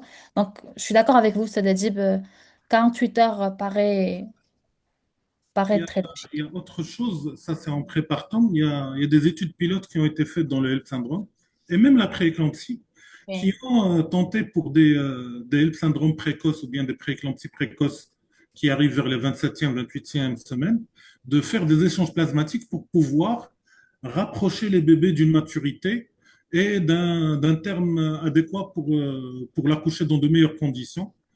Et donc ça, il ne faut pas l'enlever dans des centres experts qui ont l'habitude de pouvoir, dans certaines situations de HELP ou de prééclampsie, de pouvoir prolonger un petit peu la grossesse sous condition de monitorage, notamment le rapport SFLT1 sur PIGF, et de pouvoir faire la possibilité de gagner du temps pour le bébé avec des Effectivement. échanges plasmatiques. Effectivement. C'est des séries de cas On peut prolonger jusqu'à 4 semaines parfois. Quand on a des cas de prématurité très précoces, on peut prolonger de 4 semaines avec les échanges plasmatiques. Oui, Mais il effectivement. faut être expert sur la pratique. Très, très délicat. Faut vraiment surveiller les malades de près. Et puis, pour finir, bah, l'hémorragie du postpartum, elle est là parce que, elle est très fréquente. Elle est responsable d'une CIVD qui peut mimer le tableau d'une microangiopathie thrombotique. Elle est associée à une insuffisance rénale aiguë, elle est associée à une thrombopénie de par la consommation. Et donc, quand on a une thrombopénie, insuffisance rénale, on pense à la MAT. Est-ce que c'est secondaire à l'hémorragie? Est-ce que c'est secondaire à une vraie MAT qui, elle, était responsable du saignement? On ne peut pas savoir. C'est également l'évolution clinique de la patiente après la stabilisation, après l'arrêt de l'hémorragie, après la transfusion sanguine. On revérifie l'évolution biologique. Et là, un petit point d'interrogation sur l'acide tranexamique. On sait que sur le plan expérimental, au niveau des rats, quand on donne de fortes doses d'acide tranexamique, de 2 grammes, on tire forte dose, mais c'est 2 grammes d'acide tranexamique, ça, responsable d'une microangiopathie thrombotique, tout simplement parce que c'est un antifibrinolytique, donc ça active la cascade, ça inhibe en tout cas la cascade de la coagulation et ça cause des microthrombie. Mais il faut pas trop en prendre en considération parce que l'acide tranexamique sauve des vies. Le Woman Trial l'a montré. Quand on a une hémorragie du postpartum, il faut le donner précocement, 1 gramme qu'on peut répéter. Donc, c'était juste pour dire que l'hémorragie du postpartum peut s'accompagner de tableaux qui peuvent mimer une MAT. On peut avoir une thrombopénie, une insuffisance rénale secondaire à la nécrose tubulaire, à l'hypovolémie, parfois une nécrose corticale carrément. Et on peut ne pas être sûr de ce que c'est. C'est l'évolution clinique et biologique qui nous fera la part des choses. Et donc, pour finir, vous le voyez bien, c'est un schéma très compliqué, mais c'est parce que ça demande une enquête étiologique très, très minutieuse. Quand on pose une microangiopathie thrombotique au décours de la grossesse, on va tout d'abord aller penser ce que c'est pas une prééclampsie ou un HELP, et donc c'est classiquement l'HTA, parfois la protéinurie, le HELP syndrome, les enzymes hépatiques, et le ratio SFLT1 peut vraiment, vraiment nous aider à faire la part des choses quand il est là, quand il est disponible. Quand on a pensé à la préclampsie, au HELP, et qu'on l'a plus ou moins éliminé ou qu'on veut penser à autre chose, c'est la PTT d'abord en premier lieu, qu'elle soit congénitale ou acquise. Et donc, dans ce cas, c'est le dosage de la dame stress qui va nous le confirmer. Et c'est la présence d'anti-anticorps qui va nous faire la part entre le congénital et l'acquise. Si c'est pas ça, est-ce qu'il y avait un contexte d'hémorragie du postpartum? Est-ce que c'est un sepsis avec une CIVD? Ou, si c'est pas le cas, pensez aux autres. Est-ce que c'est pas un lupus, un syndrome catastrophique des antiphospholipides? Est-ce que c'est pas un déficit en cobalamine? Parfois, on a ce qu'on appelle les pseudomates. Ils sont secondaires à un déficit en vitamine B12. Et là, il faut faire attention à votre anémie. Si c'est une anémie mégaloblastique, c'est c'est souvent un déficit en cobalamine peut aussi entraîner une thrombopénie, qui peut aussi entraîner une hémolyse, qui peut aussi entraîner une insuffisance rénale. Donc, il faut y penser. Quand vous avez une anémie normochrome normocytaire, bah, c'est plutôt l'hémolyse. Et en finale, si vous avez éliminé tout ça, que ce n'est pas contextualisé, en tout cas que le contexte clinique n'est pas évocateur, on viendra retenir le CHU atypique en dernier comme un diagnostic d'élimination. Donc, vous voyez que c'est une enquête étiologique très poussé, très difficile de faire la part des choses quand on n'a pas la confirmation biologique, mais qu'on reste dans ce syndrome qui associe ces anomalies hématologiques et un traitement qui, disons, qui est plus ou moins similaire par rapport à l'extraction fœtale quand on est proche du terme, à une corticothérapie quand on est sur une PTT ou un CHU et aux échanges plasmatiques. Et voilà, c'est ce qu'on a éliminé. Aussi, le paludisme, quand c'est ce qui est un voyage récent, il faut faire une goutte épaisse. Parfois, le paludisme peut également donner les troubles neurologiques, donner l'insuffisance rénale, donner la thrombopénie. Donc, il faut y penser. Le test de Coombs, on l'a dit au tout début pour éliminer l'anémie hémolytique auto-immune. Le sepsis, une valve mécanique peut donner une anémie hémolytique également. Un déficit en vitamine B12 et toutes les autres étiologies, vous le voyez bien, c'est une liste non exhaustive, très très longue de toutes les causes d'une MAT. Et donc, le suivi et la prévention, c'est ce que Nabil, tu m'avais demandé tout à l'heure. Qu'est-ce qu'on fait avec ces patientes-là chez qui on a diagnostiqué une MAT? C'est ce qu'on leur propose de retomber enceinte. C'est possible avec toutes les MAT. Il faut quand même attendre une rémission de 12 mois. Euh, voilà, pour calmer un peu le système immunitaire, système du complément, stabiliser un peu la fonction rénale et avoir surtout, surtout un suivi multidisciplinaire et qui soit rapproché surveiller cliniquement, biologiquement par le dosage s'il le faut par rapport à chaque pathologie. Et là, sur la prophylaxie, si c'est une maladie chez qui on a diagnostiqué un HELP, on peut proposer de l'aspirine à faible dose très précocement dans la grossesse suivante. La prophylaxie anti-C5 n'est pas systématique dans les CHU, mais il faut suivre les malades biologiquement. Et si on a une patiente qui a une PTT congénitale, il faut lui proposer les échanges plasmatiques ou, en l'occurrence, l'Adams 13 recombinant dès le premier trimestre si on a des taux très effondrés d'Adams 13 et proposer un suivi génétique parce que c'est souvent des formes héréditaires, c'est souvent des formes familiales, on peut avoir des formes néonatales et donc le suivi génétique, que ce soit pour la maman ou le bébé, est très important. Et donc, vous l'aurez compris, j'ai eu beaucoup de problématiques et très peu de solutions pour vous. C'est une pathologie qui est très rare. Les tests de confirmation ne sont pas disponibles. Quand on pense à la prééclampsie ou au HELP, on tombe souvent dans un effet tunnel et on pense qu'à ça, alors que ça peut être autre chose. On a souvent cette tendance à préférer les échanges plasmatiques parce qu'on pense que ça peut régler tout, ça enlève les anticorps, ça donne du plasma, ça améliore le système du complément. Mais il faut quand même revenir en arrière sur son efficacité dans certaines pathologies, notamment dans le CHU. Que la ponction biopsie rénale qui serait euh, très euh, utile pour le diagnostic ne peut pas être faite parce qu'on a la thrombopénie, on a l'insuffisance rénale, on ne sait pas si c'est aigu, si ça va se chroniciser, on ne la fait pas souvent. Et ça se comprend. Et puis, l'insuffisance rénale aiguë est souvent attribuée à une nécrose tubulaire aiguë parce qu'on a la prééclampsie, qu'on a l'hémorragie, qu'on a une CIVD associée. Et donc, c'est tout ce qui nous rend la tâche difficile par rapport à ce contexte de microangiopathie thrombotique. Je sais pas, Euh, oui, Nabil. d'accord. Merci, Myriam. Donc, on a deux questions dans le chat. Donc, la première, c'est sur l'association de l'insuffisance rénale avec dialyse et HELP syndrome. Je n'ai pas trop compris la question, mais je pense qu'il veut savoir, Madame Leila, elle veut savoir quand est-ce qu'on a une association d'insuffisance rénale avec dialyse et HELP syndrome concernant la prise en charge. Et il y a un deuxième cas clinique de CMI qui précise que il avait une malade qui a été à 34 semaines avec 10 000 de plaquettes, qui a convulsé, qui n'a pas eu de récupération neurologique en post-critique et qui ont dû la césariser en urgence avec 10 000 de plaquettes et avec un issue défavorable en opératoire ou bien en post-opératoire immédiat avec le décès de la malade. Donc, je ne sais pas ce que vous en pensez de ce cas clinique. En tout cas, on a des cas cliniques à la fin, mais si on peut répondre à ce cas clinique par rapport à Amine et la question de Leila. Parfait. Alors, Leïla, déjà, il faut dire que l'insuffisance rénale dans le HELP syndrome elle était beaucoup plus fréquente il y a quelques années. Le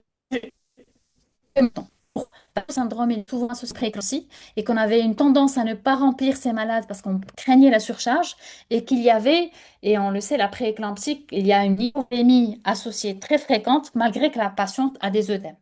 Et donc, on avait peur de les remplir. Maintenant, on revient en arrière et on peut s'aider d'échographie. Et c'est ce qu'on fait. C'est qu'on évalue si elle a besoin d'être remplie ou pas, que ce soit par les pulmonaires ou par les coqueurs, très facilement.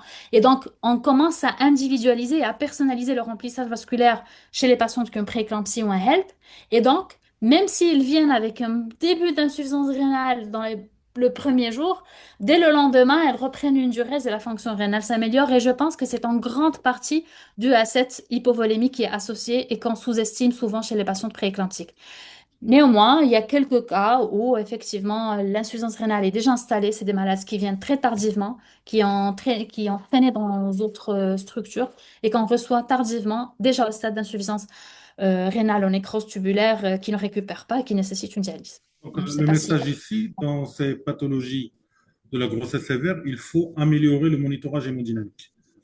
Idéalement l'échographie cardiaque, voire Oui, le monitorage même non invasif oui. de volume d'éjection systolique. Oui, oui, effectivement. Et le plus simple, ce qu'on dit, il y a l'écho pleuropulmonaire, tout le monde sait la faire. Si tu le fais, tu ne trouves pas de ligne B, tu fais une épreuve de remplissage, tu refais.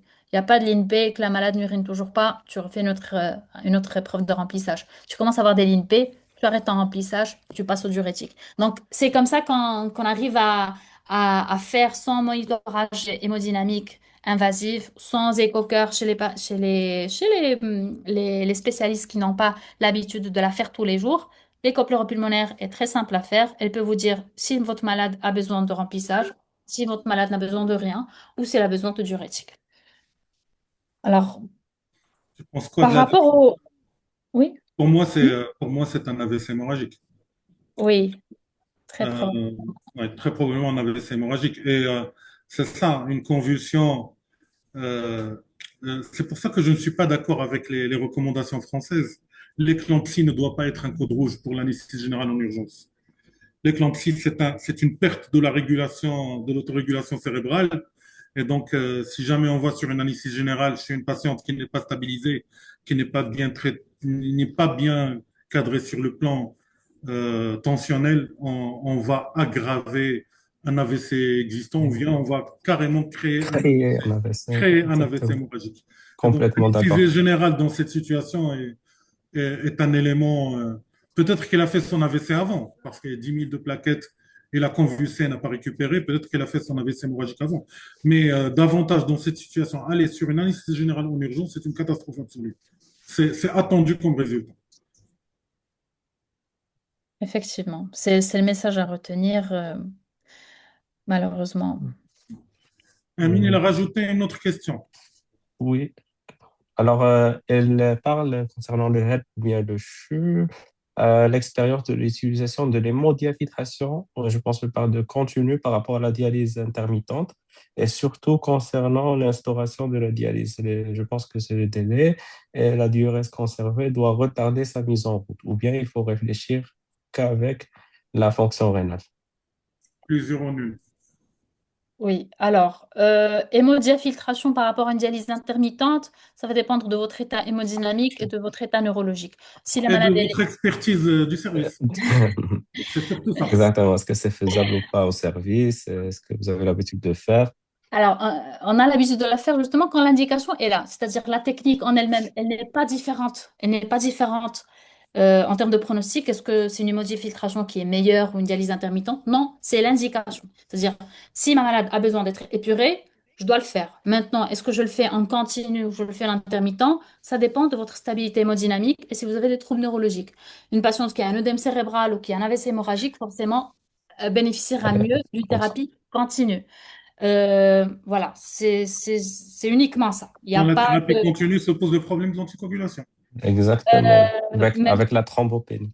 oui, mais alors là, on a fait de l'hémofiltration continue chez des malades thrombopéniques à 10 000.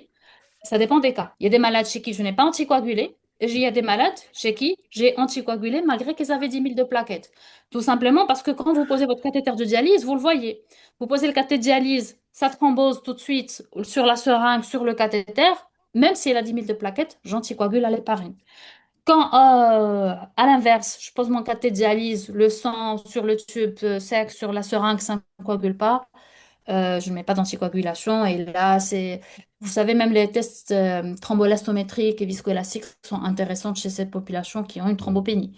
Donc, euh, c'est un Et rapport même, bénéfice-risque et même finalement. sur la dialyse intermittente, on va opter pour des modalités de petits durées prolongées, multiplier les séances.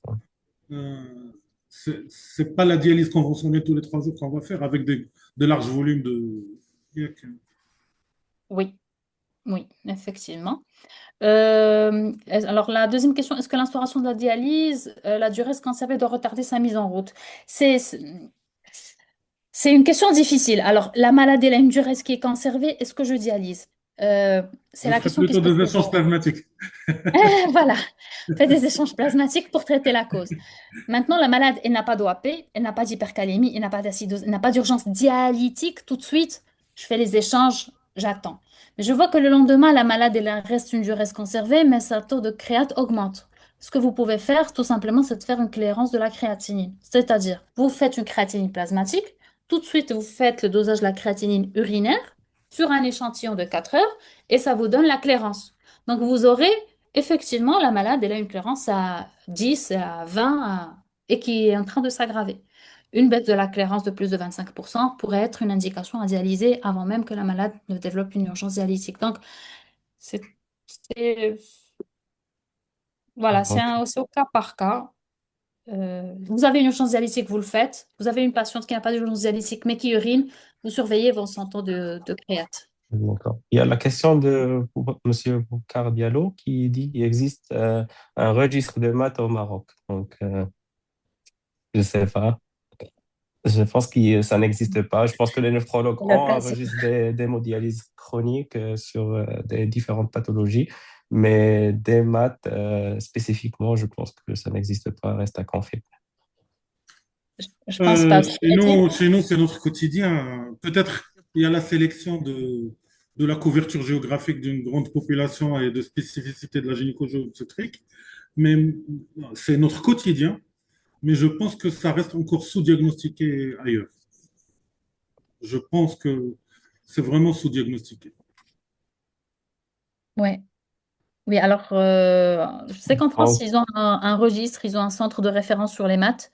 C'est l'occasion aujourd'hui de nous réunir, mesdames, chez nous, les mhm. obstétriciens, de le faire. Euh, Oui, je suis d'accord. Euh, Ce qu'on peut faire, c'est, par exemple, de garder le suivi des malades qui sont en prééclampsie, même si on n'arrive pas à poser un diagnostic de maths précis. Généralement, nous, chez nous, à Rabat, on envoie systématiquement avec une protéinurie à mois et on voit au néphrologue pour éventuelle ponction biopsie rénale quand l'état des plaquettes remonte après la grossesse. Et en principe, on essaie d'avoir ces résultats-là pour avoir un diagnostic beaucoup plus précis. Donc, oui, il faut faire un registre, enregistrer ces microangiopathies, malgré qu'on va garder probablement une fréquence de prééclampsie très élevée, pas parce que les autres microangiopathies sont rares, mais parce qu'ils sont sous-diagnostiqués. On n'a pas les moyens de les diagnostiquer à temps. Peut-être a posteriori, après la grossesse, qu'on peut faire beaucoup plus. Parfait. Je pense qu'on Donc, déborde sur le temps, mais il y a une dernière d'accord. question. Une dernière question. Dernière question, oui. Euh, Donc, Est-ce allez-y, que allez-y, c'est bon. le PTT est une indication de césarienne? Et pour le L, puisqu'il y a une place pour la corticothérapie. Alors, si la PTT est confirmée, qu'on sait que la malade a une confirmation biologique de la PTT, c'est pas une indication à faire une césarienne que pour ça. Pour le HELP, la corticothérapie n'a pas de place, n'améliore pas la. Je suis controversée sur ce sujet-là parce qu'il y a la revue de la Cochrane qui disait que ça n'améliore pas la mortalité dans le HELP syndrome. Néanmoins, ça améliore l'évolution des plaquettes, c'est-à-dire les plaquettes récupèrent plus rapidement que les patients qui ne reçoivent pas de la Faut corticothérapie, pas mais oublier ça que n'améliore. la revue de la Cochrane inclut des séries historiques Exactement. Très ancien. Qui l'ont mélangé entre le PTT et le L. Oui, Donc, oui, justement. c'est Donc, il y avait beaucoup de biais de c'est sélection là-dessus. Et voilà, donc je pense que c'est un le point seul d'interrogation traitement qu'il du faut. HELP, c'est l'extraction du placenta. Oui, C'est l'extraction fœtale. oui. Parfait. D'accord, donc Claire et net. merci infiniment, Mariam, pour cet exposé très riche, très clair. Merci à professeur Hassan Hadid d'avoir accepté de modérer ce C'est un webinaire. honneur, c'est un plaisir. Merci à vous. Avec c'est Merci à avec la grand plaisir SMAR qui nous à la a SMAR et au et le Club club Eureka. Exactement. Je remercie infiniment. Merci à la présence. Je pense que il y avait un record sur les spectateurs. Donc, merci. C'est un sujet très intéressant. Et donc, je dirais plutôt à la prochaine pour parler plus de la thématique de la femme enceinte. C'est très intéressant comme Mais il arrive thème. même une question. Alors, Myriam, tu n'as pas parlé du Oui. chat. Je pense que Non, c'est un gros chapitre qui mérite à lui seul un webinaire. à part. C'est pour ça, Yak. Oui, Ouais. c'est Donc, et exactement pour puis, ça. peut-être profiter après parce qu'il y a la question sur la transfusion de plaquettes. La Oui. transfusion de plaquettes, il est en train d'être revu dans la littérature et dans les recommandations mondiales. Il y a les PTI, il ne faut pas transfuser. Il y a beaucoup de pathologies où c'est pas le chiffre qui compte, c'est la fonctionnalité des plaquettes qui compte.